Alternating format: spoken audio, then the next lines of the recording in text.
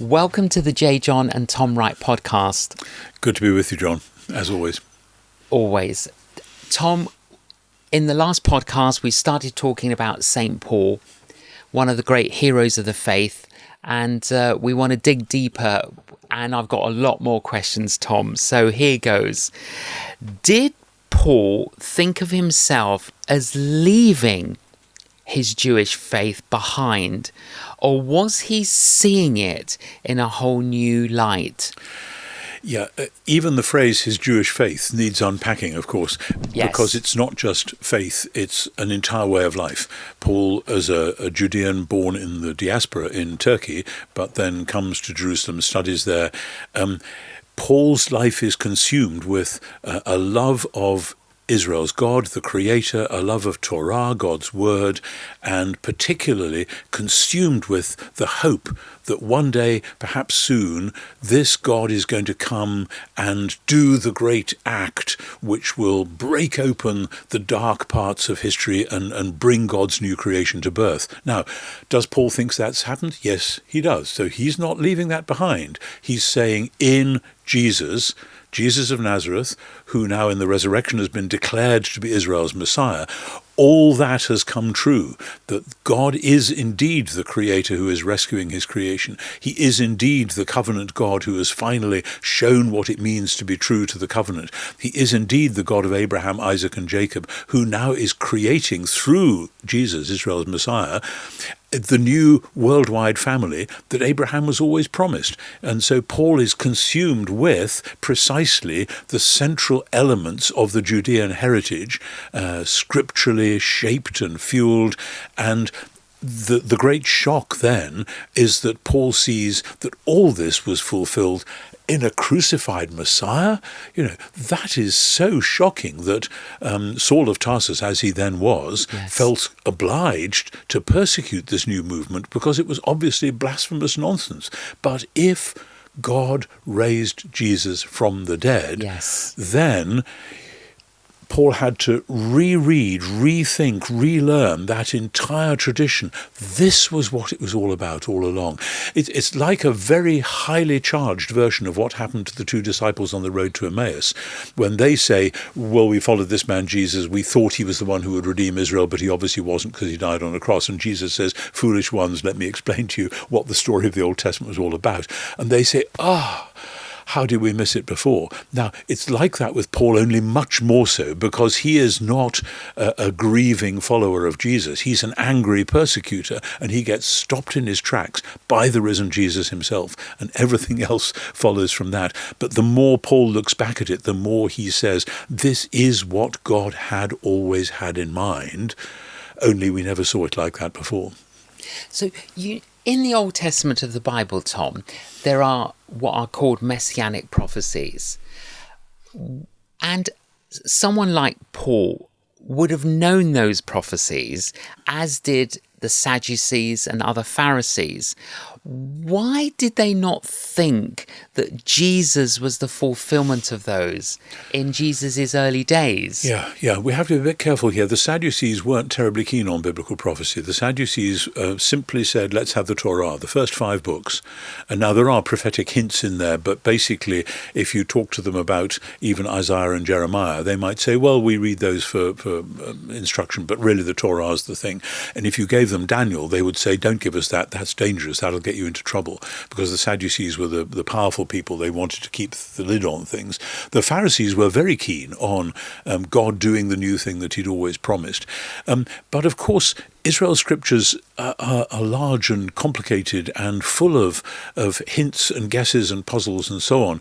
And the end of Ezekiel, somebody emailed me this morning and said, why was Ezekiel's new temple never built? How can I possibly answer that question? Ezekiel's new temple at the end of the book of Ezekiel is a wonderful, glorious apocalyptic vision of the city of God in God's great design, not as a piece of architecture to be constructed on this earth, but as a symbol of what the temple is, which is God coming to dwell with his people forever in holiness and joy and celebration.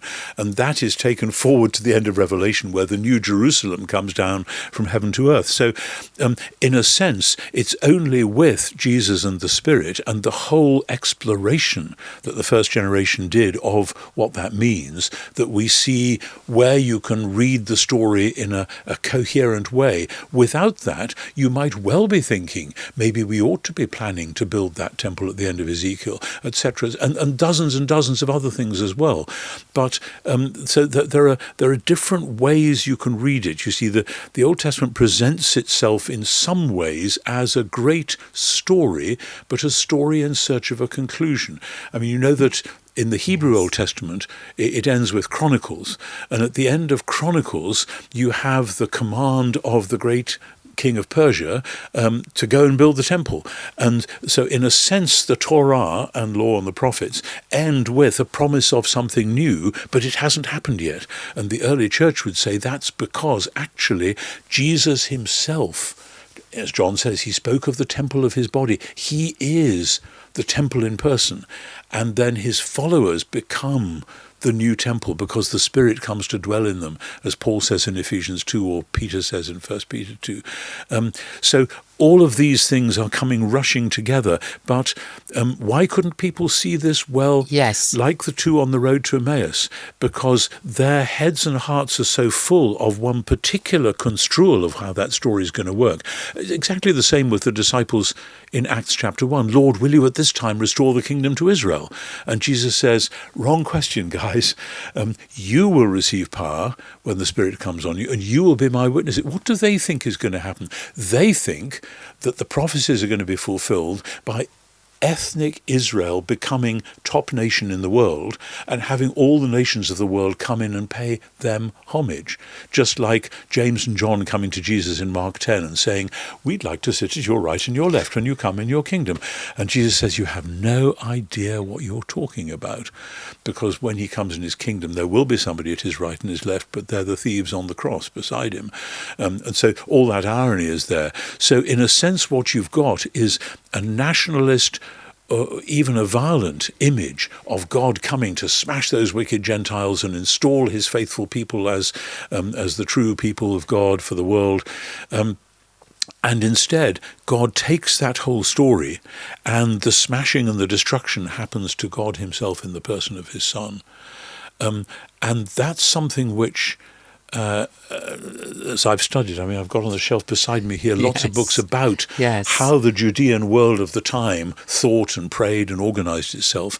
And the idea that God would come in person and take all the horror and the shame and suffering of the world onto himself, that's not there. That's not there. Even though, with hindsight, we can see the hints and the guesses in the Psalms and in Isaiah and so on, and Zechariah. Do you know, when I read scripture, Tom, sometimes my imagination, it runs wild. So when I was rereading the death and resurrection of Jesus, and in the Gospels, it records that dead people broke out of their tombs and out of their graves. In Matthew 27. Yes. Yeah. And my imagination was, I wonder whether one of those was Caiaphas's relative, and then he just turned up at Caiaphas's house and said, hello. Because obviously these people that came out of the tombs and went back to their families, that must have made an impact. It said they went into the holy city and appeared to many. Now, the early fathers in the next 2 or 3 centuries were very puzzled by that bit of Matthew 27, because some of them said, well, if they've been raised from the dead, they will now be immortal. So maybe they're still around in Jerusalem somewhere. I don't think anyone ever went to check, to do a sort of census. Is there anyone here who's over sort of 500 years old or whatever? And so it remains a very strange passage. I have no particular explanation either for how or why it happened or for what they did next. I mean, there's a Gilbert and Sullivan opera called Ruddigore, where the portraits in the old house come to life and they come and they dance around. But then when the midnight strikes, they all have to go back where they came from. So you might sort of say, well, they came out and they appeared to many and then they went back to sleep again. But we are not told that. That's one of many passages in the Bible where we just think, one day I'd like to know what that was all about. Yes. And some people have quite understandably said, maybe that was just metaphorical. Maybe it was just a way of saying that when Jesus died, this was actually the moment when the graves were opened and so on. Like in the Greek Orthodox icons, you're from that background, you know well. If you go into a Greek icon shop and ask for an icon of the resurrection, what you get is, and I've got one above the door over there, what you get is Jesus bringing Adam and Eve out of the tomb. You don't get, or very seldom get, Jesus himself coming out of the tomb. For them, the resurrection is the new creation. And so I think that has some of its roots in that passage in Matthew 27. Well, I think they did come out of the tombs. Fine, and I just, like yourself, Tom, I'd love to know what did next happened and what was the encounter. Paul used to be very, very strict, but he then encounters Jesus and it radically changed his heart. And that was the encounter on the Damascus Road. You've read and thought about his conversion a lot. How would you summarize that encounter with Jesus, Tom? Oh, it's huge. It's huge. I have a whole chapter in one of these books called "When Paul Met Jesus," which is about Paul's conversion, or whatever we're going to call it. Yes. Actually, it's not in that book. It's in the big book on resurrection. Sorry, I'm getting muddled with my own stuff now. What I think happened was that Paul, or Saul of Tarsus as he was known then, is on his way to Damascus. And one of the things that we know that people in Paul's tradition, the Pharisaic tradition, would do, they would pray. Paul was undoubtedly a man of prayer all his life, had been, never stopped praying to the God of Abraham, Isaac and Jacob. But in his tradition, one of the vehicles for prayer, one of the subjects for meditation was Ezekiel chapter 1, where at the beginning of Ezekiel has this vision of the throne chariot with a figure sitting on the throne, and then Ezekiel is able to bring his eyes up from the whirling wheels to the chariot, to the figure on the throne, and finally he falls down as though he's dead. And I think what happened was that Saul of Tarsus had been, maybe he was riding on a donkey or something, or a horse, or may have been walking, we don't know, but would be meditating on the throne chariot, on the wheels, on the chariot, and then is there a figure sitting on the throne, and then he manages to raise the eyes of his heart and perhaps his face as well, and he sees the figure sitting on the throne, and it's Jesus of Nazareth. And at that moment, everything he had hoped for and longed for was fulfilled, and everything he had hoped for and longed for was smashed down simultaneously. And so he is kind of blinded physically and mentally by this whole experience, because from one point of view, God has sent the Messiah and he's rescued the world and launched new creation. From the other point of view, God, the God of Israel, has revealed himself in a shamed, crucified, despised Messiah who dies on a cross. How can these two things be?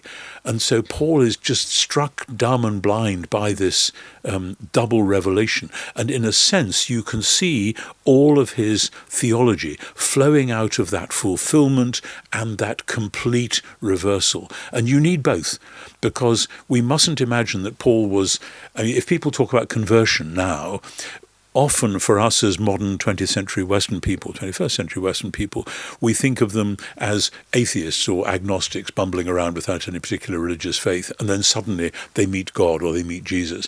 Now, that's certainly not where Paul was. Paul was a deeply devout Jew.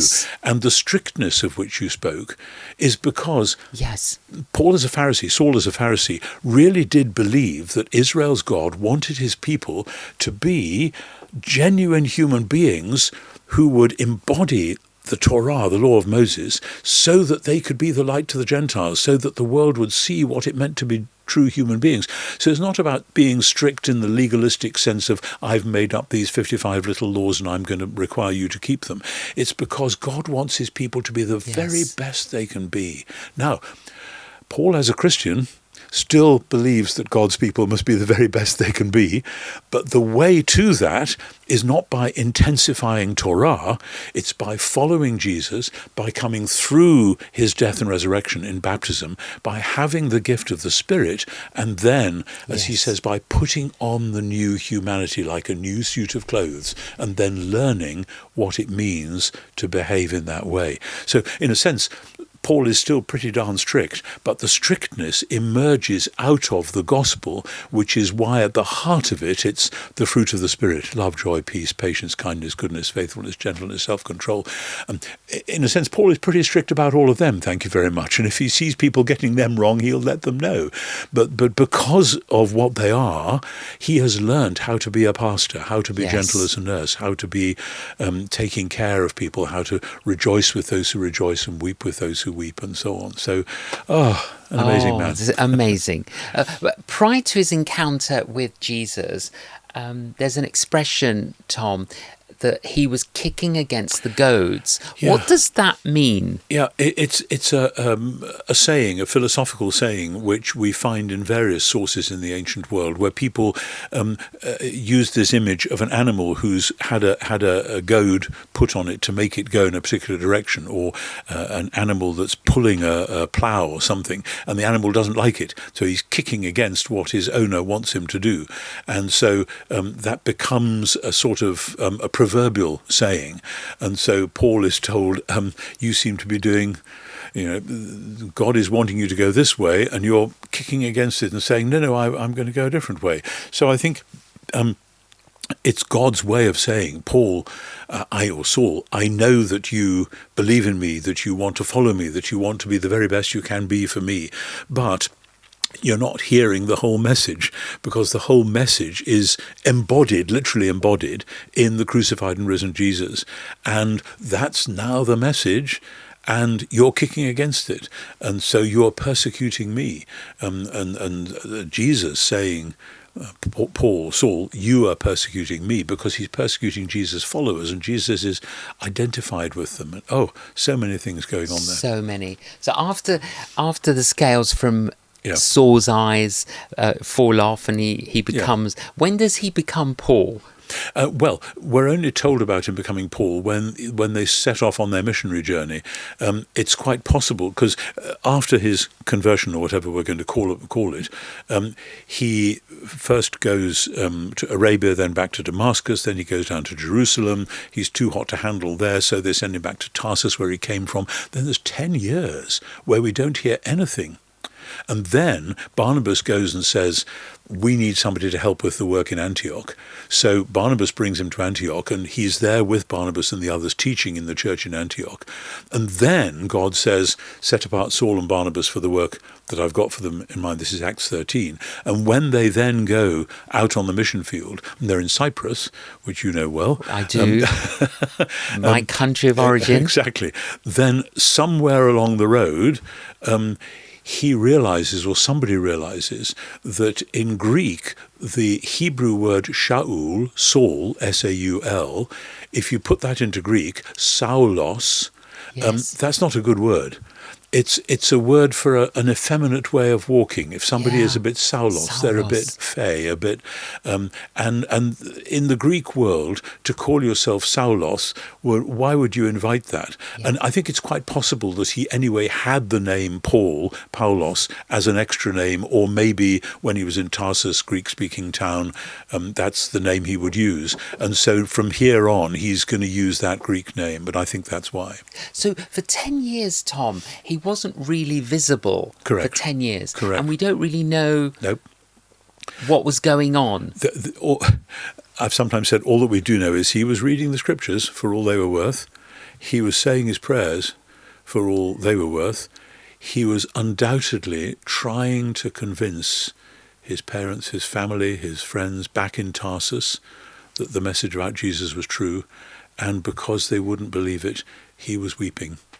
I think he's reading, he's praying, he's witnessing, and he's weeping. I think as a historian, I want to say, I think we know those four things about what's going on in those 10 years. And we see this coming out, for instance, in Romans chapter 9, where he says, I have this unceasing anguish in my heart, and proceeds to tell the great story of the Bible, as well as praying for his kinsfolk according to the flesh, that they will come to faith. It's fascinating, isn't it, that Jesus spent 30 years preparing for 3 years of ministry. And in some ways, Paul, the Lord was preparing him for at least 10 years before there was some kind of public, visible ministry. That's right. But then when we find him both in Antioch and then on the mission field and then writing the letter to the Galatians, I'm pointing to the commentary as I say this, I think Galatians is his earliest letter. But all of that is like a pent-up stream, which the dam bursts and out comes this flood of writing, which is so dense and so exciting and so biblical and so dramatic and so punchy that it takes us all the running we can do just to keep up with verse after verse, puffing and panting along in his wake. But you know how often, Tom, we're in a hurry, aren't we? Yeah. And interesting, the pace of God. You know, in the book of Genesis, God walked. In the Gospels, the Son of God walked. And there's only one place in the whole Bible where God ever ran, and that was towards a prodigal. Oh, I see. Yeah. So it's interesting that maybe the pace of God is walking. Yes. But sometimes we're always trying to run. We want to run. Yeah, absolutely. Whereas that's so true. Paul was being prepared. Yeah. And wow, well, we've got a lot of great questions coming up about his ministry. You've been listening to the J.John and Tom Wright podcast. Thank you for joining us, Tom. This has been great. Thank you. Great fun.